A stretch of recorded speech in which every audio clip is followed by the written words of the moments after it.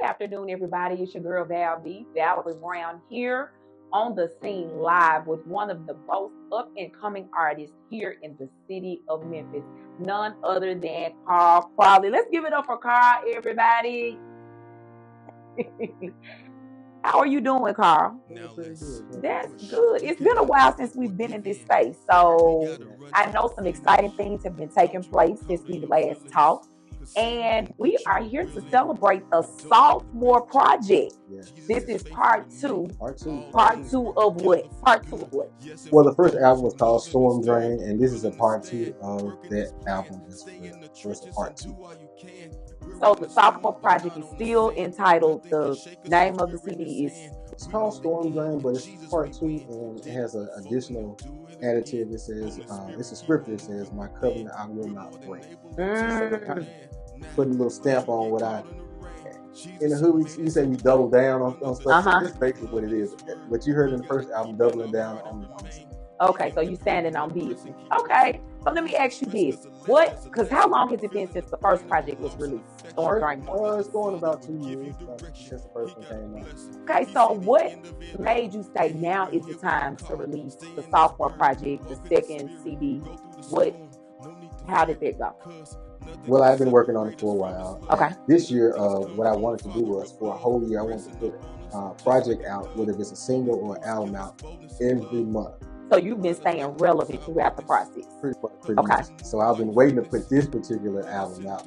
So I wanted to be particular at the right time, at the right moment. And I feel like this is that time, that moment. The albums I put out were pretty much irrelevant for those times. I put up February album dealing with Black history, things like that. The beginning was really dealing with what the year is going to be like. April, March, just different albums for singles that I thought would be best for those months. And I actually thought I was going to release this album in June, and didn't really finalize it because I really wanted to be perfect. I really wanted to be perfect. I really wanted this one, the sound to have that sound that I really wanted to. So I kind of waited for it, and I said, okay, I'm going to do it in July. And I think, for a good album and for a hot month, it's going to be a hot album. The month of freedom, the month that we celebrate freedom. Yeah. So let me ask you this. So I know you said here and there you've been putting out material. Is it the same material that's on the CD or the album, or was it other things that you were putting out periodically? Yeah, so this year I just wanted to make sure I put something fresh out every month. So every album, every song, or every single that I put out was, I won't say new, because it's 2 songs that I put out that I did probably about 4 or 5 years ago. Okay. That I felt were good. One of them was a song called Face, which I really love, but I had out, I think for over 7 years, I had that song out. Wow. I just released it. Still good as it was back then.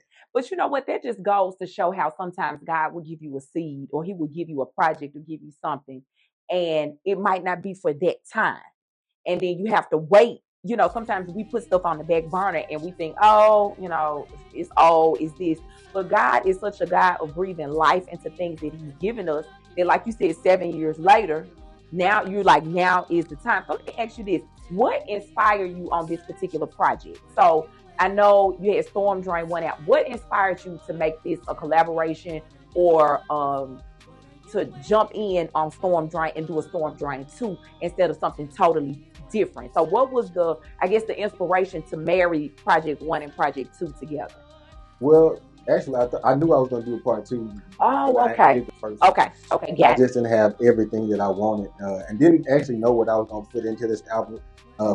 This album is more personal than all of my albums. It's things people I didn't know. So I just like, okay, is this the time that I want to put this out? And I said, okay, I'm just going to go ahead and put it in this album, because it's dealing with some issues that's really important that people may not deal with. But I wanted to just kind of put that together as well. So I said, this is the time to put it out. Okay. So we are, of course, in Memphis. We are a part of the Bible Belt in Tennessee. So a lot of things in Tennessee and the surrounding area is very traditional. So I guess my question for you is, as an artist, what made you lean toward contemporary gospel? What made you lean toward gospel rap versus the traditional? Because sometimes, going into new regions and new territories, especially in a traditional setting, you can face opposition. So let me ask you, what kind of just drew you to that rap genre or gospel rap or the contemporary versus traditional? I wouldn't say it drew me. I just kind of how I grew up. I grew up listening to Memphis rap. Memphis, grew up listening to it.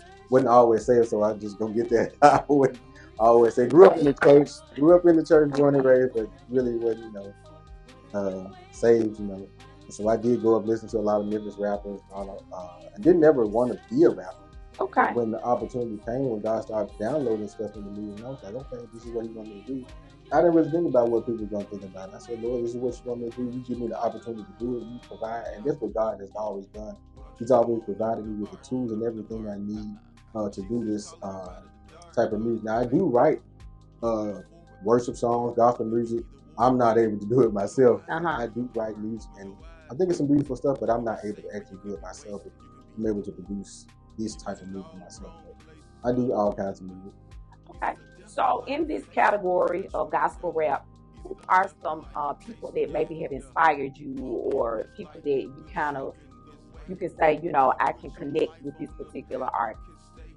Well, when gospel rap first started coming out, nobody really was listening to it. I found it, and I was like, man, nobody's really listening to this. Is really good music. Like, a lot of times people think gospel rap is just all about, talking about Jesus, but it's really talking about real life things that deal with issues in the hood and on the job, everything, issues like that.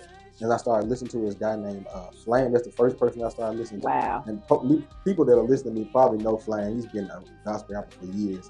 I started listening to him and just started branching out in different areas of gospel rap music and people that I like. That was the first person that kind of drew me into it. Okay, so who is your target audience? Anybody that hear the word and see, that's my target audience. I don't know if I said this on the first interview for the first album, but I don't consider myself a gospel rapper. Okay. Or a gospel, artist. I consider myself a musician, an artist, and whatever genre I put myself in, I'm included in at that particular time. That's what I'm doing. I don't consider myself a singer, but every now and again you might hear me singing on some of my songs.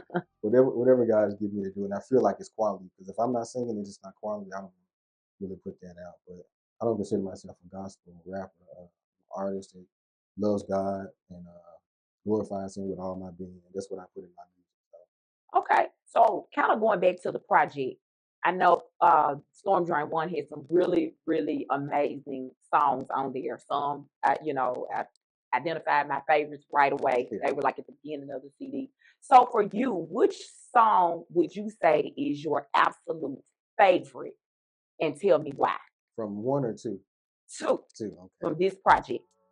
It's hard to say, but that's why it took so long for it to come out. I would say the most personal song is Life.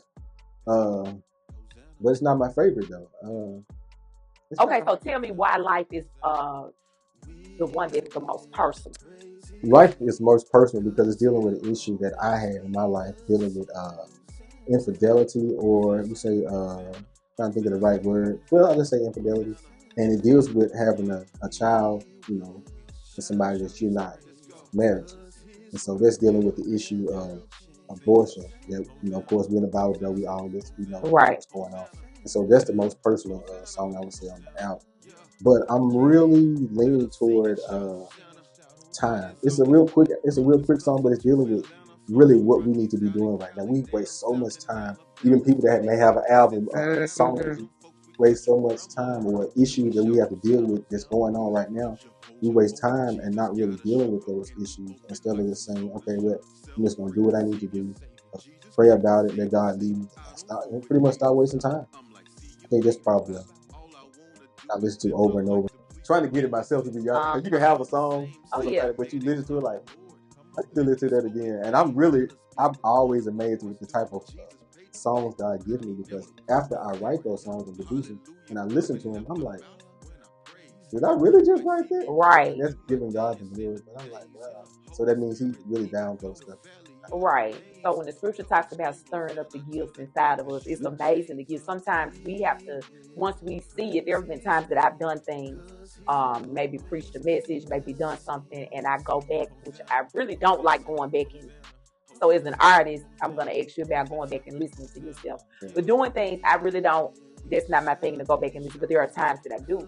And sometimes I'm just in awe of God's presence and God's guilt, like how it's been manifested. So, how do you feel with me saying that? How do you feel about going back and listening to your music or something that you put out? Well, it's not because it's not an option.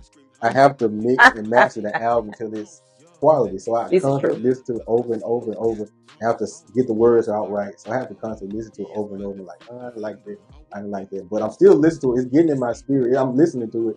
And it's like, I'll stop sometime. I'll be like, okay.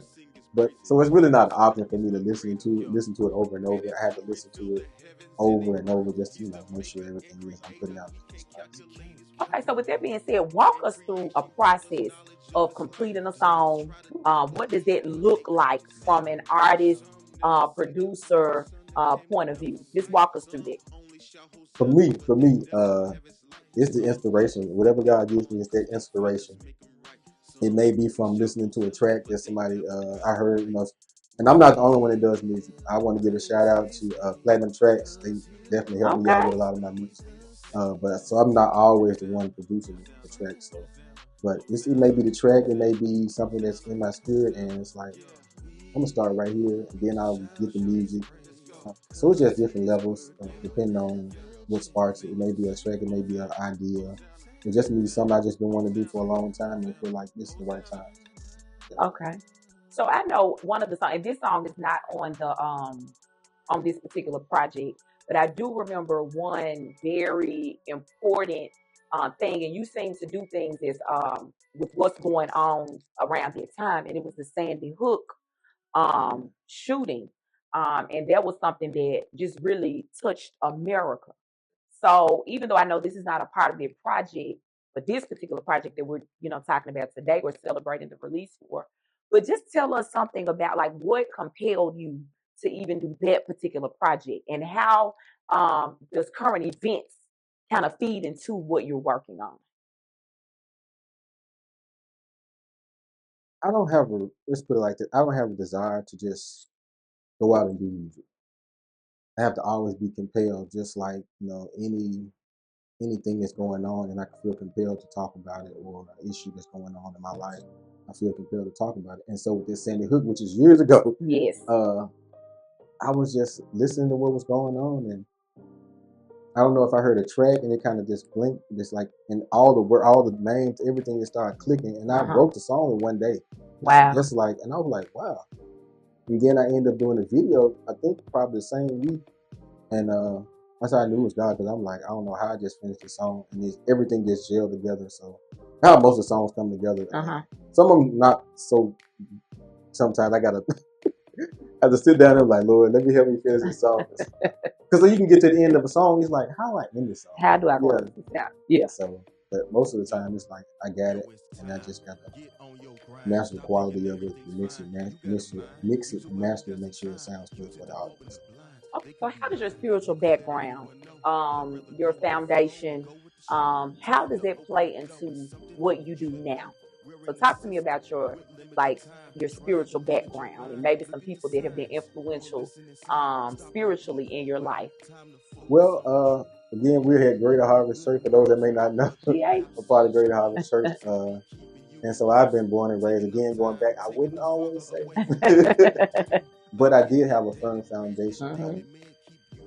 As we say, we drugged the church. I didn't want to. We walked drugs. We were drugged to church. Drugged the church. Was in the choir singing all of that. No choice. No choice. No, I was singing. And our late Bishop Lee Ward, always the one always inspired me. So when I really did get saved and started learning how to pray, and his wife, shout out to Mother Julia Ward. Big shout out. And always in that prayer room and just encouraging us to just pray and trust God. So that's my foundation, and it's built on. So every project that I do is built on that foundation. And I know we're part of the Church of God in Christ, but it's not the foundation of this denomination, but what they base their faith on is in Jesus Christ and trusting Him and believing and hearing from Him and just being led by the Spirit, not just doing what we want to do. And a lot of people could do that. I could be probably a big time rapping about anything, because some crazy stuff. Right, exactly. Being having that talent, but I thank God for allowing me to be led. And so when I have something that I want to share, it's from Him. It's not just about me. Of course, I have my thoughts into it. We're preaching, we have our thoughts into right. it, but it's inspired by Him. So that's amazing. So, and again, Bishop Lee Ward, Mother Julia Scott Ward, like that being the first foundation, and they were older leaders. yeah. But the amazing thing is that they've always made room for our gifts and pushed people to, go after what God has told you to do. And like you said, even standing on the foundation of the denomination, Bishop Mason's, what we're famous for, 2 words: yes, Lord. Yes, Lord. And so when you say yes, Lord, it's yes to whatever you have called me to do for a time such as this. Yeah. So however long He has me doing, I've been actually doing music for a while, doing gospel rap music for a while, but until He says, "Hey, I got something else for you to do," I'm gonna keep doing it. And, whoever comes after me, I pray that they be led by God to do the same thing. Because to be honest, it's not about how many songs people listen to or that I'm listening to, what is on YouTube, how many likes or things like that. It's about just being faithful with God to. So let me ask you this: do you have somebody now that you are mentoring? I wouldn't say if I have any particular person in general. Any people that God brings into my life, I try to disciple them because that's what we're supposed to do. That's right. Disciples. And so if I can share a word with them, if I can see them every now and again, just share a word with them. I try to do that. We have people that are part of this ministry that I try to stay encouraged and try to connect with them. Even while I work at, really don't want to put that out there right there, but young people that I work with that are open to receiving the word of God, receiving prayer, receiving guidance, and I can share with them. I try to lead them in the direction as well. So I won't say I just got a group of people. This is what we do, and I disciple them. But any people God put in my life that I can disciple for however long, short period, long period, I try to be faithful with that as well. All right. So I know whenever we do an interview, this always comes up, and I'm like, Carl, what is your stage name? And I always get the same answer. And what is the answer, Carl? It is Carl Coley. Carl with the C. Carl with the C. Okay, so let me ask you this. And about that, what made you stick with your government name? Your born name? It was years ago. It was really a fad that a lot of gospel rappers I saw doing. And I was like, do I really want to stick with this name? Because I didn't really come up with that name. It was a collaboration. They were like, you should do this. I'm like, okay. And so I did it, and I did an album that I actually didn't put out with that name. Well, I didn't put it out. I sold CDs, but I didn't put it out on the internet, so y'all may never listen to it. But I did one album with it, and that was it on Just Flow. So that's the name. So that album was under Just Flow. Yeah. So you're the artist now formerly known as Just Flow. I don't want to say that. But if people are looking for you, especially Storm Drain 1 and 2, it will be under Carl Crowley. So let me ask you this question. How can people get in touch with you? If we say, okay, our youth department or this convention, or we're having a concert and we're really looking for artists such as yourself, how can people get in contact with the artist now known as Carl Crowley? If you come to Great Harvest, Memphis, Tennessee, 38118 Boxster Street, you can always see me, but on Sundays. But Facebook, YouTube, I won't say YouTube, but Instagram, you can find me on Twitter or X now. Inbox me. What are your handles? I can't think about them. I can't think of them right now. Okay, be sure to post them with they'll be you'll see them floating on the bottom of the screen. We're gonna make sure we edit that information in. And what methods can people access your music? Say that again. How can they access the CD? Either Storm Drain 1 or Storm Drain 2. How can I get to this? Because we don't have, stores we go, buy albums, CDs. So how can we what platforms can we find you on?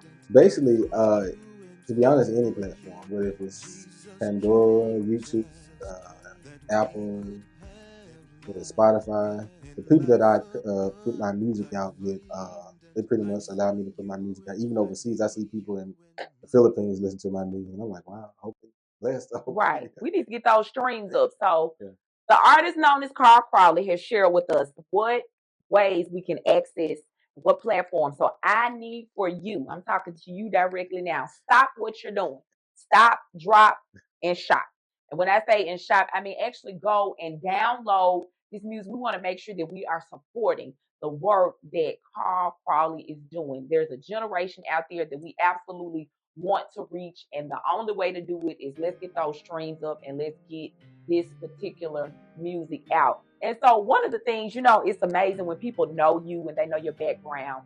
Carl is like save for real. Like when prayer was going on every day at 11, like Carl would be at the church, because I don't know what his work schedule was, but he would be at the church in another area of the church taking a nap before prayer started. I remember those days. And just very dedicated to prayer and to building a relationship with God. And so how has your relationship with God played into what you're doing now? I think for the most part, it kept me consistent, kept me focused on what the goal is, and just to glorify God. Not to say, hey, I'm able to do this, and look at me now, but just to be consistent, whether anybody pats me on the back or not. Anybody say, hey, I got an album, I want you to do this over here, I want you to do this over here. Just to be consistent in doing that, and just stay prayed up, I can stay humble. Amen. So let me ask you this. Those that listen to either one song from this project, Storm Drain 2, or the whole project, the whole CD, album, whatever we call them today. Yeah. What would you like for them to experience? What would you like for them to get from this particular project that you put out? For me, I think a lot of songs I do are like stories. I really want them to, just like if you're reading a book that you never read about, I wanted to take you on a journey, and at the end of that journey, get an experience, because I think everybody's experience would be different, whether you side with some of the things I've gone through or the issues that's going on around you, how you view those issues, and what those songs bring out of you. I want that to be the impact of this album, because I had the opportunity to actually put this album together. I didn't put bits and pieces, which part of Storm Drain 1 was about, but still went together. It kind of went together. But I actually had an opportunity to put and it's not a lot of songs, it's 7 songs, but I had the opportunity to put this album together. Even the prayer that goes with the life song, I really focus on that prayer, because that's what, it's not a song, but I think when people hear that prayer and agree with it, I believe that God is going to move. And if you listen to that prayer and you agree with it, start looking for God to start doing those things for children in your life, whether babies, whether youth, young adults, and start to see God manifest. And so prayer has been a big part of it. It was on Storm Drain. The last song on the Storm Drain 1 was a prayer. And this one is a more impactful prayer, more purposeful prayer that I put in there that goes with life and goes with those issues. Whether you're on one side or the other, I want you to hear it and then just figure out what God wants you to receive from that. Okay, that's absolutely awesome. So look, you heard it. You heard it here. You heard it first here. So if you're working out, if you're cleaning up, if you're just in your car, this is a project that you want to make sure that you tap into and allow it to minister to your soul and to bless you. So I'm so used to calling you Elder Carl. Carl Crawley, do you have any final words for our listening audience on today? I want to know what's your favorite song on the album. Well, this particular one, they all seem to. What was the one you talked about? Time. I think that I would probably lean toward that one. And the message behind it is so powerful. Like, we waste so much time on unnecessary things. Our pastor now is doing a series on forgiveness. And how much time have we wasted being angry or bitter at someone or something? Sometimes even ourselves, So again, time is of the essence. We think life is long, but life is really short. It's a double-edged sword. It can be long. Life is too long to be miserable, but it's too short to be miserable as well. See what I'm saying? So we've got to make use of time the best way that we can. And so I think that's a really big message, like a wake-up call, like shake you and wake you up, like, hey, time is of the importance. This is a clarion call Yeah. that time is something that we need to be paying attention to. So that was a big eye opener, one that's kind of like a shake and wake for And you. that's the purpose I strategically put there. You got the first 3 songs, and you have time. Uh-huh. Kind of bring you out of the album. Say, okay, wake up, and now listen to the rest of these songs. Kind of direct you in what you really need, because the intro and the outro Right. can go together, but the ending of the outro is kind of bringing it all together. Right, to close it up. Yeah. So I would, but if I had to vote, it would be time. So yeah, so I guess we're agreeing on that. So look, I want you all, once you have listened to some of the songs on this particular project, reach out to Carl and let him know what song do you favor. Which one is like, oh, that's bumping, that's popping right there. And even this is a reminder to go back and check out Storm Drain 1 again. So it's kind of challenging me to go back and to revisit some of those songs there, because like I told you, I knew it was 2 of them there. I was like, these are not, this is it for me. And so just to see Carl evolve as an artist, this is an amazing thing. And thank you for allowing us to take this journey with you. And really, as an artist, I think people don't understand that you are allowing them sometimes into your personal life, because you said some of the music and some of the lyrics, it's a personal experience, and you become vulnerable when you share those things. Yeah. So pretty sure I get some probably pushback on a particular song. Hey, it is what it is. And I just want to thank Val B. I call her Val. Definitely. Can you let them know about you, because she has amazing project. I got to get back and jump back into the groove. So this is kind of pull me back in. But I'm your girl, Val B. I'm your purpose pusher, your fellow dream chaser, the absolute best goal friend, that GOAL friend you will find anywhere. Also in this season, it has been declared I'm a midwife. I help people to find purpose, and I need all of my purpose pushers to push. Now, amazingly, when I say I'm a midwife, I've had people to inbox me and to reach out and ask me, are you still a doula? Are you still delivering babies? Y'all, I was purpose, y'all. Not real babies. It's the movie Gone with the Wind. The lady said, I don't know nothing about birthing no babies.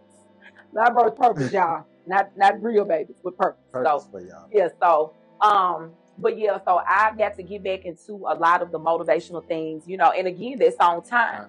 Because when we stand before God, we've got to give an account for the time that we've spent in this body. The things that we've been, what we've been called to do. So time is, like I said, it's like that alarm clock, that wake up call, like, hey, you need to get busy, because time is of the essence. And what we do is not necessarily for us. You did not create Storm Drain 2 just for Carl to listen to it in the car. Yeah. Right? It's meant to minister. Whoever needs it, whoever knows. To encourage and to empower. A song with a whole album.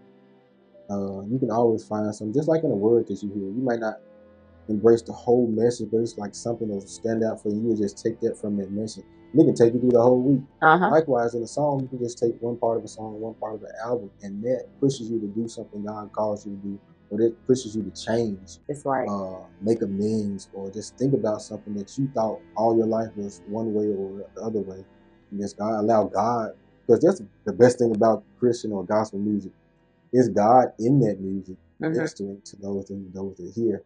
It's not just like a regular rap song, a regular worship song, or just a pop song, or country song. It's a song that God uses to minister to those around them. So I thank God how He uses His music to bless people. So. That's absolutely amazing. Look, we're gonna get out of here, but we want to again challenge you to go check out Storm Drain 2. If you have not checked out Storm Drain 1, you can still listen to 2 and then go back and catch up with 1. It's some amazing projects. We are so excited to spend this time with Carl Crawley, the artist formerly known. I'm not going to even say it, but Carl Crawley. Check him out. Again, you can find him on all platforms. So there's Spotify, Apple Music. You just type in the name or type in the project and you will find it. And I say YouTube because sometimes people don't have those apps. Oh yeah, YouTube. That's a good one. YouTube. iRadio. iHeart. So it's another free. I know Pandora is kind of free sometimes, but it's on all those platforms. Of course, you can't pinpoint which one you want to listen to at the right time, but they stream on those platforms. Okay. So I do know, and we're about to get out of here, but you are an artist, but you're also a producer. So if it was somebody that was really interested in getting into this category or genre of music, what advice do you have for them? Or What words could you say to them? If they really wanted to get into it, I just make sure that you really want to, because it's hard work. You don't see behind the scenes. It took a while for me to put this album out, Mm-hmm. to put out a quality album. I'm getting better at my craft. I haven't Okay. always been the producer that I am now. And of course, things have gotten better with graphics, and not graphics, but music and things like that. So be be prayerful. Know this is what you want to do, and not for self, not for gain. I mean, if you are blessed by it, that's a good thing. But have your focus on glorifying God. But if you're not doing it as a Christian, still go. Put your best heart into it. Uh, and just go all into it. God will show you the way. Are you available as a mentor, or are you able or available to produce anybody else's um, music right now, or how is it looking in I wouldn't current? say right now, because Okay. all year I'm pretty much trying to focus on every month putting Okay. something out. Put something out. And so it takes a lot. It takes Okay. a lot. I've never done this before.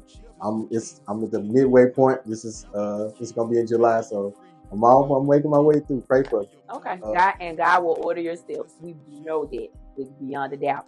But if you're looking to reach out or connect, Carl Crawley, he's on social media, Facebook, Instagram, Twitter, what is it, X now, TikTok. He's on all forms of social media. You can reach out to him if you want to book him. Please feel free to reach out to him in those particular areas. So again, we're going to get out of here. We want to thank you for taking this journey with us. Again, it's your girl Val B here with the artist Carl Crawley, and we are expecting to see a greater harvest in your future.